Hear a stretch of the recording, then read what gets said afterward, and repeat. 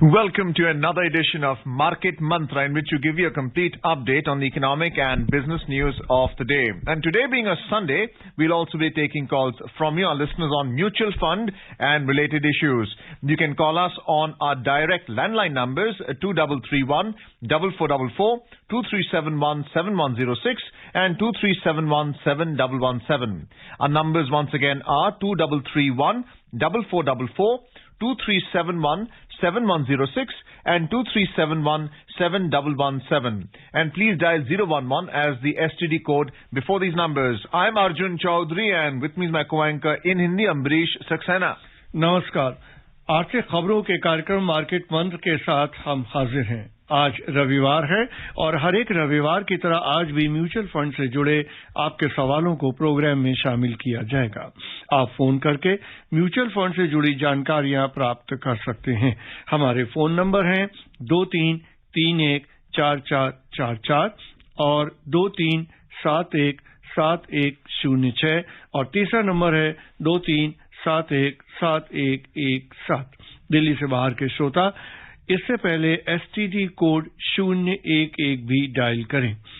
आपके सवालों का जवाब देने के लिए आज कार्यक्रम में आमंत्रित हैं mutual fund expert Dhirendra Kumar. Dhirendra, कार्यक्रम में आपका स्वागत है। धन्यवाद आपका। और पहले हेडलाइंस लेके मौजूद हैं Arjun Chaudhary. Country's gold imports more than doubled to $38 billion in the April to December period of this fiscal. State-owned Oil India Limited exits from a U.S. shale oil venture, selling its entire 20% stake, and Brent crude oil prices post the fourth successively weekly rise to end the week at $86.06 per barrel. देश में सोने का आयात मौजूदा वित्त वर्ष में अप्रैल से दिसंबर के दौरान 2 गुना से अधिक बढ़कर $38 अरब तक पहुंच गया। सार्वजनिक क्षेत्र की कंपनी ऑयल इंडिया लिमिटेड ने अमेरिका के एक शैल ऑयल उपक्रम में अपनी पूरी 20% हिस्सेदारी बेची और ब्रेंट क्रूड कच्चे तेल के मूल्य लगातार चौथे सप्ताह बढ़े। सप्ताह के अंत में कीमत $86.06 प्रति बैरल दर्ज की गई।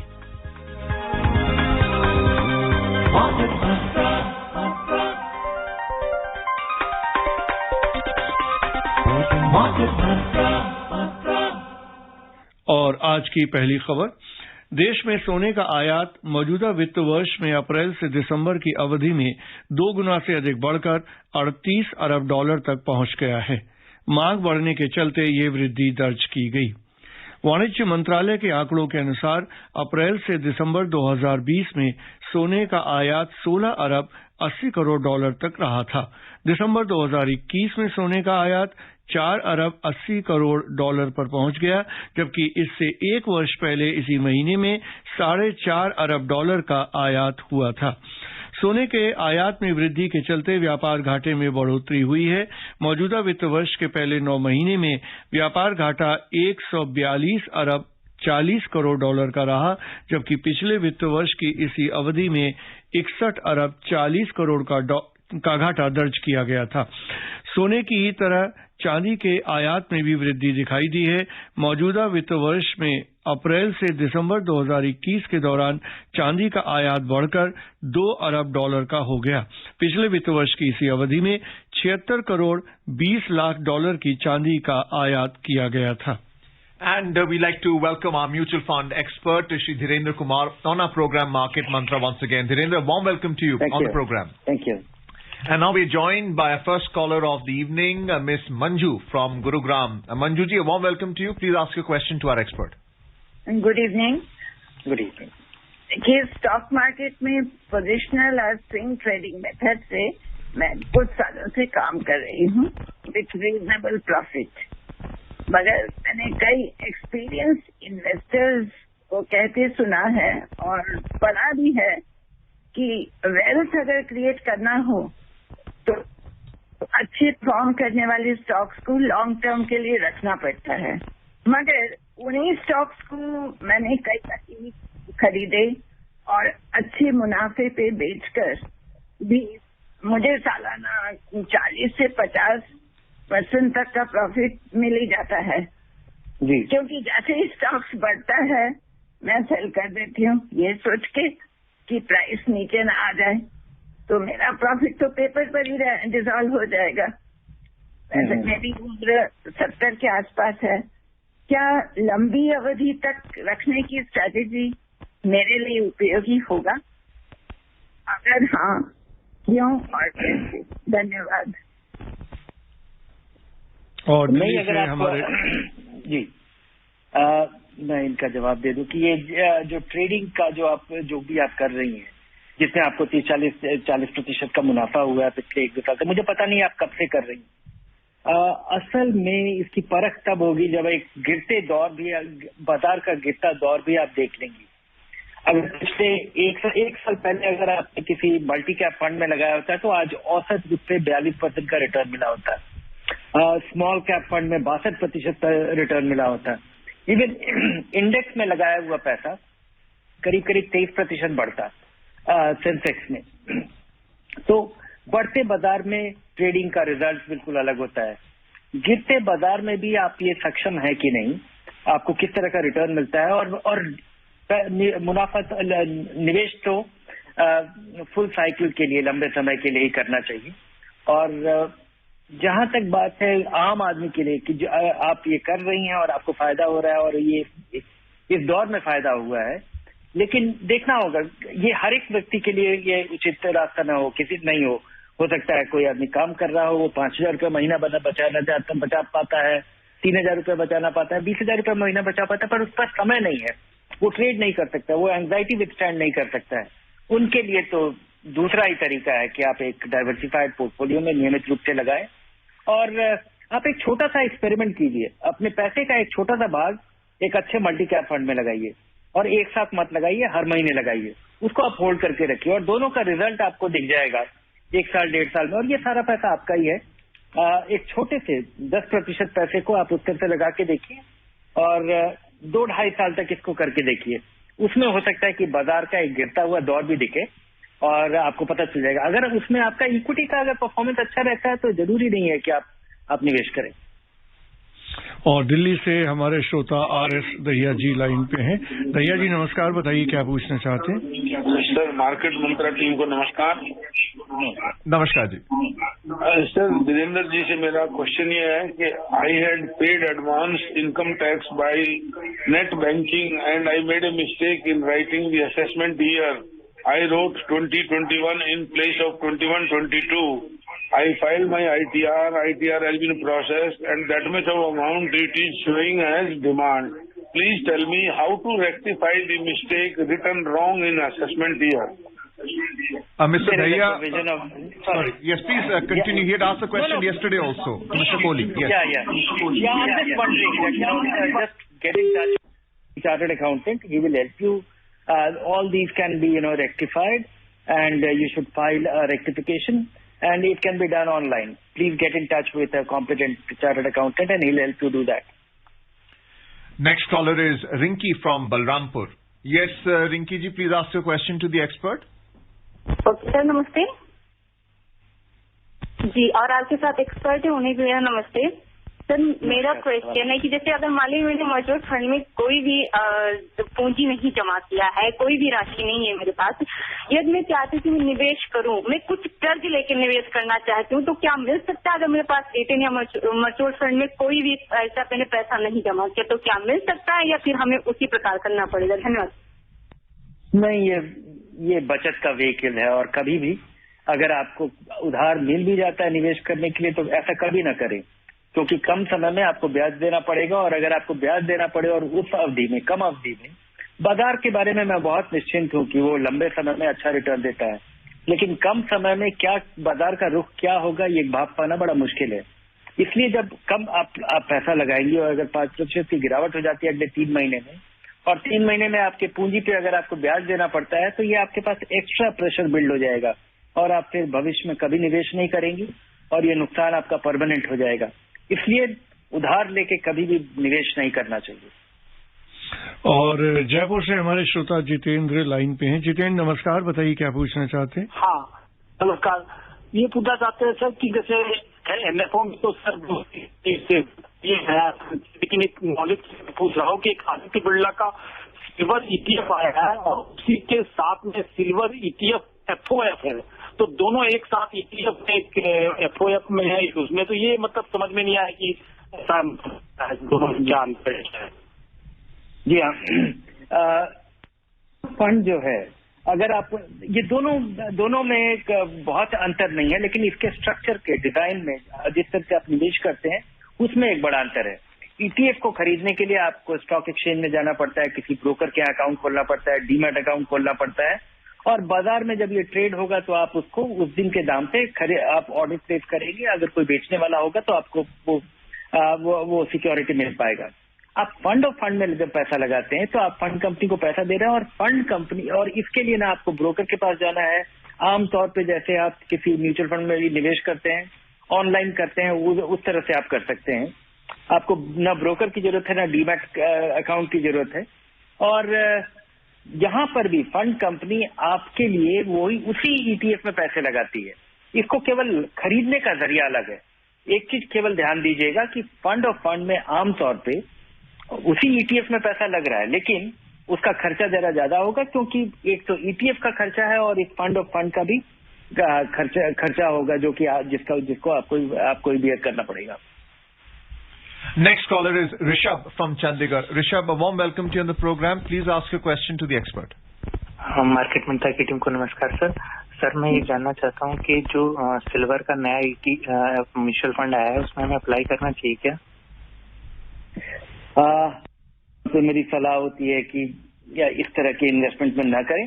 और अगर आपको कोई खास जानकारी है कि आपको लगता है कि सिल्वर अपने बिल्कुल न्यूनतम स्तर पे है और यहाँ से आपको ये खास वजह से आप खरीदना चाहते हैं, ये एक नॉर्मल तरीके का एक कमोडिटी है जिसका कि कुछ रियल डिमांड है, और यहाँ पे उतार चढ़ाव देखा जाता है। आप देखें कि सिल्वर में पिछले 10 साल में, पिछले 15 साल में या पिछले 5 साल में किस तरह का रिटर्न है। हाँ, अभी ऐसा बहुत सारे लोगों की ऐसी सोच है कि सिल्वर शायद अपने निचले स्तर पे और यहाँ से केवल बढ़ेगा, लेकिन इन अटकलों पे ना जाए और आमतौर पे किसी कमोडिटी में लॉन्ग टर्म के लिए इन्वेस्ट करना ये एक एडवाइजेबल चीज नहीं है। And before we take our next caller, Harish from Faridabad, let's have a look at our second headline story. State-owned Oil India Limited has exited from a US shale oil venture, selling its 20% stake to its venture partner for $25 million. Oil India Limited and Indian Oil Corporation had together in October 2012 bought a 30% stake in Houston-based Carrizo Oil and Gas Niobrara shale asset in Colorado for $82.5 million. While Oil India Limited had acquired a 20% stake, Indian Oil Corporation had bought 10% in Carrizo's Niobrara Basin acreage assets through their respective subsidiaries. और फरीदाबाद से हमारे श्रोता Harish line पे हैं। हरीश नमस्कार, बताइए क्या पूछना चाहते हैं। नमस्कार वीरेंद्र सर और इंटायर टीम। और सर मेरे को क्वेश्चन पूछना सर, ये कोटक महिंद्रा का इंटरनेशनल रेट फंड कैसा है सर वो, और इसमें कितना % रिटर्न मिलने के चांसेस हो सकते हैं, और आईसीआईसी का मिड कैप और स्मॉल कैप कैसा रहेगा सर, इसके बारे में भी थोड़ा बताएं कि कौन सा लिया जाए इनमें से। रियल स्टेट इन्वेस्टमेंट ट्रस्ट इसकी शुरुआत हुई है, और देखा जाए कि अभी मुझे लगता है कि ये काफी रिलेटिवली नया है और यहाँ पे बहुत सारे निवेश के विकल्प भी नहीं है, और जिस तरह का विकल्प है उस पर कोई खास इसको आपको एक हाइब्रिड फंड की तरह देखना चाहिए, क्योंकि इसके अंडरलाइंग एसेट्स में कुछ आपको इनकम मिलता है और उम्मीद है कि कुछ अप्रिसिएशन भी होगा। लेकिन और मिड कैप और स्मॉल कैप फंड में तो आपको आमतौर पे आप अपने मल्टी कैप फंड में, फ्लेक्सी कैप फंड में पैसा लगाइए, और अगर आप उतार चढ़ाव के आदी हो गए हैं और उससे आपको घबराहट नहीं होती है तो जरूर आपका पैसा थोड़ा स्मॉल कैप और मिड कैप में अलग से लग सकता है, जहां पे उतार चढ़ाव दिखेगा। लेकिन एक कम एक्सपीरियंस निवेशक को अपना इन्वेस्टमेंट बहुत सिंप्लीफाई करके रखना चाहिए। कुछ अच्छे फंड में इन्वेस्ट करें, रेगुलरली इन्वेस्ट करें, या घबरा के पैसा न निकालें, या ये जरूरी चीज है। Next caller is Deepak from Gurugram. Deepak ji, a warm welcome to you on the program. Please ask your question to our expert. Thank you. नमस्कार तो दिगन जी। मेरा क्वेश्चन ये है कि ये सुंदरम स्मॉल कैप फंड जो चल रहा था, अच्छा खासा चल रहा था, अचानक क्या हो गया, इसका नाम चेंज हो गया, प्रिंसिपल स्मॉल कैप फंड, और बिल्कुल सारा जितना पैसा था सब डूब गया। नहीं, ऐसा नहीं। सुंदरम और प्रिंसिपल का मर्जर हुआ है और इस मर्जर की वजह से बहुत सारे फंड्स आपस में इनका मर्जर हुआ है।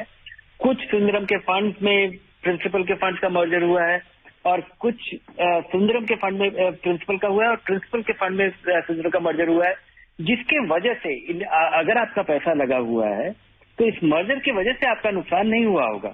हाँ, यहाँ से उसका क्या परफॉर्मेंस रहता है उसकी भी मुझे खास चिंता नहीं है, क्योंकि उसी तरीके से ये पैसा, हाँ, आम तो जनरली सुंदरम के फंड का परफॉर्मेंस, स्मॉल कैप फंड का परफॉर्मेंस रिलेटिवली वीक रहा है दूसरों की तुलना में, लेकिन उसके बावजूद पिछले एक साल में यहाँ पे 63% की वृद्धि हुई है, जो कि इंडेक्स के बराबर है। और दिल्ली से हमारे श्रोता वरुण लाइन पे है। वरुण नमस्कार, बताइए क्या पूछना चाहते हैं। धीरेन्द्र जी और टीम के सभी लोगों को मेरा नमस्कार। नमस्कार जी। सर, हमारा 2 क्वेश्चन है। हमारे पास 4 या 5 फंड है और एक सर से पूछना है कि इसके अलावा हम इंटरनेशनल या इंडेक्स में निफ्टी या सेंसेक्स का ले सकते हैं। जैसे फ्लेक्सी कैप में हमारे पास पराग पारिक है, ELSS में मिराई एसेट और लार्ज एंड मिड कैप में एक्सेस ग्रोथ अपॉर्चुनिटी है। इसमें 50% हमारा एलोकेशन है और मिड कैप में DSP और स्मॉल कैप में कोटेक और SBI का है और 4 साल से हमारा इसमें SIP चल रहा है और 10 साल से ऊपर का नजरिया है, तो इसमें बदलाव की जरूरी है, आप मार्गदर्शन करें। धन्यवाद। आपको मार्गदर्शन की जरूरत नहीं है। मैं केवल आपको ये सलाह देना चाहूंगा कि आपका जो अपना एक्सपीरियंस है, आपने जिस फंड में पैसा लगाया पिछले 4 साल से और लगातार लगा रहे हैं, आपको अंदाजा हो ही गया होगा कि क्या फायदा होता है, क्या नुकसान होता है। और जिस तरह का जबरदस्त रिटर्न आपके फंड से मिला है, आप कुछ मत कीजिए और मार्गदर्शन देने भी आप मत जाइए, क्योंकि आपने अच्छे फंड का चुनाव किया है और इस रिटर्न के हकदार आप हैं, क्योंकि निश्चिंता से अगर आप पैसा लगाते रहते हैं और इस टाइम फ्रेम के लिए लगा रहे हैं तो आपका नुकसान नहीं हो सकता। Next caller is Amar from Thane. Amarji, a warm welcome to you on the program. Please ask your question to our expert. Yeah, good evening to the entire team. I have just one question, that in mutual funds you have 2 options. One is a regular option that you can invest through and one is a direct option. Apart from the expenditure for both of them, what would you recommend if a person has gotten chance to invest directly or he can go through the regular channel? So what would be your recommendation, that how should he do the investment? Thank you. Today you have, plenty of avenues. You have a lot of support systems available. It is possible to invest in direct plans. There are many platforms available through which you can invest. Investing has become almost seamless. But if you are not competent, that you will not have discipline, you will require some guidance all the time, and you need help in hand-holding in choosing a fund, then go for an advisor, go for a distributor who will help you invest. Besides that, he will also provide you some kind of hand-holding. If you can actually explore about doing things yourself, willing to learn yourself, then go for a direct plan, because there is going to be a difference of something like 25 basis points to 1%, depending on every fund. In fact, it has turned out to be quite a unusual thing, that higher the expense of the regular plan, it has a corresponding lower expenses of the direct plan, because the difference between the direct plan and the regular plan is entirely a function of the commission paid in the regular plan. That deducted from the regular plan expenses is contributes to the assignment of that expense to the direct plan. So I would say, if you can find the fund yourself, go ahead and invest yourself in the direct plan. If you need help, go for the regular plan. और गाजियाबाद से हमारे श्रोता गौरव line पे हैं। गौरव नमस्कार, बताइए क्या पूछना चाहते हैं। सर, ये अभी इंटरेस्ट रेट अगर बढ़ता है इंडिया में, अमेरिका में तो बढ़ने वाला है, इंडिया में बढ़ता है, तो डेट फंड में क्या इसका प्रभाव पड़ेगा और हम किस डेट फंड की तरफ बढ़ें? अगर मेरा डेट फंड में इन्वेस्टमेंट है तो मैं किस तरफ लगाऊं? और दूसरा सर, फंड ऑफ फंड और HDFC का जिसमें खर्चा बहुत कम है 0.1 है, तो क्या वो बेटर है as compare to flexi cap fund in current scenario? Because return आप थोड़ा टाइट होते जाएंगे सब जगह, तो आप बता दीजिए प्लीज। में फंड ऑफ फंड HDFC का जिसमें खर्चा बहुत कम है वर्सेस फ्लेक्सी कैप फंड किसी और भी एम्बीरा का या SBI का। जी थैंक यू। दूसरा सवाल एक तो क्लैरिफाई कर, तो फंड ऑफ फंड का जो आपको खर्चा कम लग रहा है वो खर्चा कम नहीं है, क्योंकि अंडरलाइन इसमें दो तरीके का खर्चा है। एक तो फंड ऑफ फंड का खर्चा है जो कि आप देख रहे हैं, इसके अलावा उन फंड्स का भी खर्चा है जिसमें कि ये फंड इन्वेस्ट करेगा जो कि आपको नहीं दिख रहा है और जिसका वहन आप कर रहे हैं, तो आप उसका भी एक्सपेंस बियर कर रहे हैं जो आपको दिख नहीं रहा है, इसलिए आप उसको कम खर्चीला ना माने। और फंड ऑफ फंड आमतौर पर अनडिजायरेबल है टैक्स ट्रीटमेंट के लिए और कॉम्प्लेक्सिटी के लिए की वजह से। ये जरूर इसमें आपको कुछ एम्बेडेड एडवाइस मिल पाता है कि किसी तरह से लगाया हुआ है, लेकिन अभी यही कारण है इसके टैक्स इनएफिशिएंसी की वजह से कि ये फंड ऑफ फंड का काफी प्रचलन नहीं हो पाया भारत। और इंटरेस्ट रेट बढ़ेंगे तो लॉन्ग मैच्योरिटी वाले बॉन्ड फंड में गिरावट होगी, और इस वजह से मुझे लगता है कि आमतौर पे जिस तरह का पैसा आम निवेशकों का कॉर्पोरेट डेट फंड और शॉर्ट मैच्योरिटी फंड या डायनेमिक बॉन्ड फंड, तो लॉन्ग मैच्योरिटी बॉन्ड फंड से आपको निकलना चाहिए, से अपना पैसा निकालना चाहिए। दूसरा कि छोटे मैच्योरिटी में रहे जहाँ की, क्योंकि इसको परफेक्टली टाइम कर पाना बड़ा मुश्किल है, और अगर आप इस उतार चढ़ाव के लिए तैयार नहीं हैं तो बिल्कुल ही कम मैच्योरिटी वाले जो ऑप्शंस हैं, ultra short term bond fund, liquid fund या शॉर्ट ड्यूरेशन फंड, जिसमें कि मैच्योरिटी का फ्रेमवर्क और क्वालिटी का फ्रेमवर्क आपको देख करके, और ये जानकारी आपको काफी वाइडली उपलब्ध है। Next caller is Dhramveer from Delhi. A warm welcome to you, Dhramveer. Please ask your question to our expert. धन्यवाद सर। धर्मवीर बोल रहा हूँ दिल्ली से। जी सवाल पूछिए। जी सर, मैं ये पूछना चाहता हूँ कि जो हम लोग की एफडीआं हैं, हमने और कहीं पैसा नहीं लगा रखा, हमें ये बताइए कि ये मार्केट में कितना कितना पैसा लगाया जाता है, थोड़ा थोड़ा लगाया जाता है कि इकट्ठा ही एक बार लगाया जाता है, और इसकी हमें जानकारी दीजिए। जी अगर आप अभी भी आपकी कमाई, अगर आप किसी पेशे में हैं या किसी नौकरी में हैं हर महीने, तो थोड़ा पैसा धीरे धीरे पैसा लगाया जा सकता है। ये काफी आसान जरिया है बाजार में छोटी रकम से एक पूंजी इकट्ठा करने का, और शुरुआत आपको किसी भी व्यक्ति को छोटे रकम से ही करनी चाहिए। और चूंकि ये फिक्स डिपॉजिट की तुलना में ये काफी उतार चढ़ाव देखा, बाजार से जुड़ा हुआ कोई भी निवेश कम समय में उतार चढ़ाव होगा, जिसको कि फिक्स डिपॉजिटर को उसका आदी होने में उसको समय लगेगा, इसलिए छोटी रकम से ही शुरुआत करनी चाहिए, और उसके बाद आप बड़ी रकम के बारे में सोचिएगा। शुरुआत कीजिए लंबे समय के पैसे का निवेश, कम से कम 500 रुपए से इसकी शुरुआत हो सकती है। किसी बैलेंस फंड में कीजिए और कम से कम 1-1.5 साल कीजिए, आपको अंदाजा हो जाएगा कि क्या होता है, उतार चढ़ाव कैसा होता है, और इवेंचुअली आपको रिटर्न कैसा मिलता है। And before we take our next caller, Prashant from Kolkata, here is our third headline story from the oil market. Global crude oil futures rose for the fourth week in a row last week.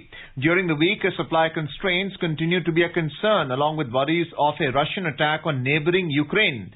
So Brent crude futures ended the week at a 2.5-month high of $86.06 a barrel, surging 5.4% during the week. U.S. crude oil futures closed the week at $83.82 a barrel, shooting up 6.3% in the week.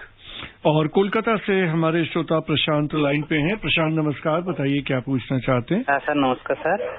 Dhirendra sir से मेरा question है sir, एंट्रो India US opportunity जो fund है sir, तो उसमें तो last 1 year return उतना अच्छा नहीं आ रहा है, तो उसमें को मैंने कि इन्वेस्टमेंट जारी रखो क्या उसमें विड्रॉ कर लो मेरा इन्वेस्टमेंट?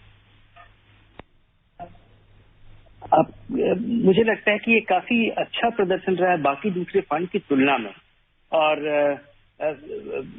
आप भारतीय फंड से अगर इसकी तुलना कर रहे हैं तो हो सकता है कि इसका रिटर्न उतना अच्छा आपको नहीं लग रहा हो, लेकिन अभी भी मुझे लगता है विदेशी बाजार में निवेश, खासकर यूएस बाजार में निवेश करने के लिए ये एक बड़ा शानदार व्हीकल है। और इसमें अपना निवेश जारी रखना चाहिए। Next caller is Varun from Delhi. Varun, a warm welcome to the program. Please ask your question to our expert. Good evening sir. Sir मुझे ये पूछना है, जो लॉन्ग टर्म कैपिटल गेन्स के लिए कितना रुपया तक अगर हम फंड से निकाले, किसी भी फंड से, जो टैक्स फ्री है, जो हमें लॉन्ग टर्म कैपिटल गेन्स नहीं देना होता है, प्लीज बताइए। हर साल हर एक इंडिविजुअल को ये एंटाइटलमेंट है कि 1 लाख रुपए तक का आपका जो गेन्स है वो टैक्स एग्जेम्प्ट है, उससे ऊपर का जो गेन्स है उस पे टैक्स लगेगा। Dhirendra, today a lot of the calls have focused on the ETF, exchange traded funds for precious metals. Very briefly, can you tell us the difference between ETF, digital gold and sovereign gold bonds? And which is the one that the investor should go for ideally? Yes, we have been, this is sovereign gold bond is basically a bond issued by the government of India which tracks the price of gold, and it is available in units of, the denomination is the price of the gold, and so you get the price of the gold and during the holding period, which is 8 years, and during the period if you need money, you can actually sell it in the market. Besides the appreciation of gold, you also get 2.5% annual return over and above this. The other is, the digital gold and all other vehicles. They are some way of achieving it in different forms. The gold funds and the gold ETFs, they are, you give the money and somebody buys gold and waits for it to appreciate, and when you redeem your investment, it is sold. So they carry an expense. My understanding is, and digital gold, in fact, it is a questionable vehicle because, it has worked well so far, or we haven't seen any crisis. But SEBI asked all its intermediaries SEBI-regulated intermediaries to stop selling that digital gold because it was not comfortable with the design and the structure. So just be wary of that. And I would say that, if you have to buy gold for some reason, and if you are not taking it's the finest way of holding or, betting on gold prices is the sovereign gold bond, because that's the only one which not only comes without any expense, but 2.5% annual, return over and above the gold prices. Well, we have Preetham online. Preetham, a warm welcome to you. Please ask a question quickly. We're running out of time. Dhirendra ji, namaste. Namaskar. Hello. Please ask your question, sir. Dhirendra ji, mutual fund का अच्छा मार्गदर्शक कैसे ढूंढे? Arjun, I could not hear his question. What is it? Well, I'm afraid we are running out of time. Preetham, we request that you call next week again to our mutual fund expert within the allotted time, so he has time to respond to your questions as well. Dhirendra Kumar, thank you so much for being with us on the program Market Mantra and giving our listeners an opportunity to ask their questions about mutual fund related investments. Thank you. और अंत में मुख्य समाचार एक बार फिर। देश में सोने का आयात मौजूदा वित्त वर्ष में अप्रैल से दिसंबर के दौरान 2 गुना से अधिक बढ़कर $38 अरब तक पहुंच गया। सार्वजनिक क्षेत्र की कंपनी ऑयल इंडिया लिमिटेड ने अमेरिका के एक शैल ऑयल उपक्रम में अपनी पूरी 20% हिस्सेदारी बेची और ब्रेंट क्रूड कच्चे तेल के मूल्य लगातार चौथे सप्ताह बढ़े। सप्ताह के अंत में कीमत $46.06 प्रति बैरल दर्ज की गई। And that's all in this edition of Market Mantra for now. Goodbye.